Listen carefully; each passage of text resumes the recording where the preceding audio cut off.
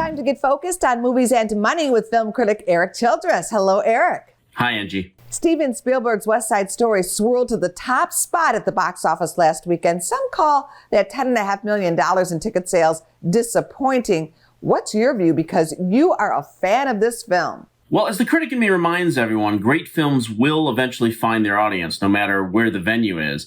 Now, that's never comforting when it comes to theaters looking to fill seats, but I would remind everyone that the musical The Greatest Showman opened just before Christmas in 2017 to just $8.8 million and went on to gross over $174 million.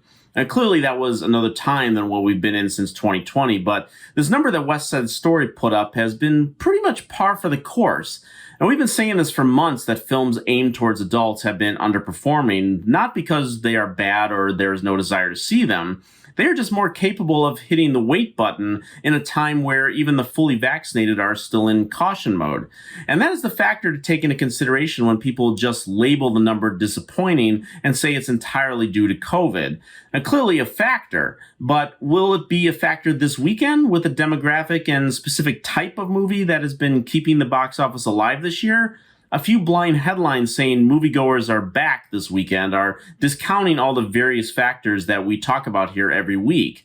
Will West Side Story find its audience? Well, we have a whole holiday season to find that out. Well, this is the weekend that Marvel fans have been waiting for all year as Spider-Man No Way Home opens. Here's a look.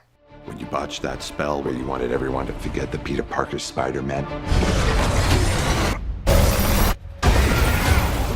we started getting some visitors.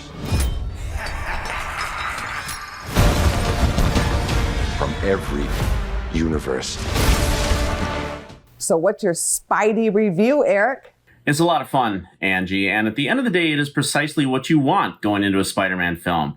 I still think Sam Raimi's Spider-Man 2 is not just the best Spider-Man film, but one of the best comic book films ever.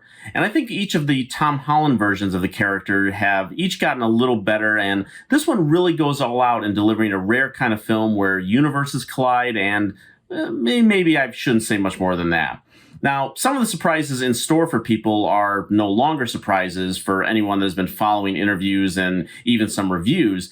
So even the ones that have been momentarily contained are not going to be huge reveals, but will be pleasing nevertheless.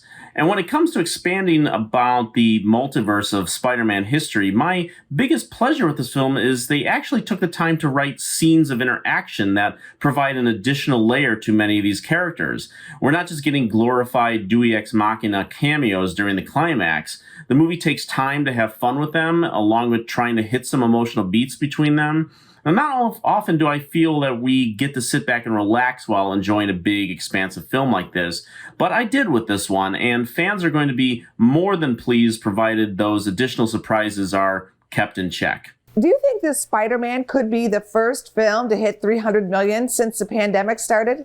I actually do, Angie, and I could see this being one of the rare films in this period to actually generate repeat viewings, which is also a factor in why some films haven't reached the historic numbers we have been used to seeing.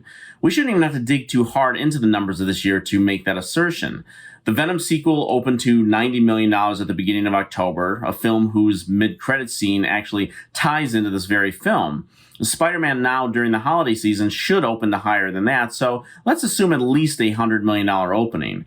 Shang-Chi and the Legend of the Ten Rings cruised its way to nearly $225 million total, thanks in some part to almost no major competition at the box office.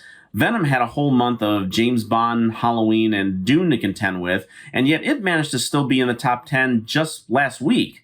Now, there is some IP opening in its wake, like The Kingsman, Sing 2 for families, and the actually very underwhelming The Matrix Resurrections, which will also be on HBO Max.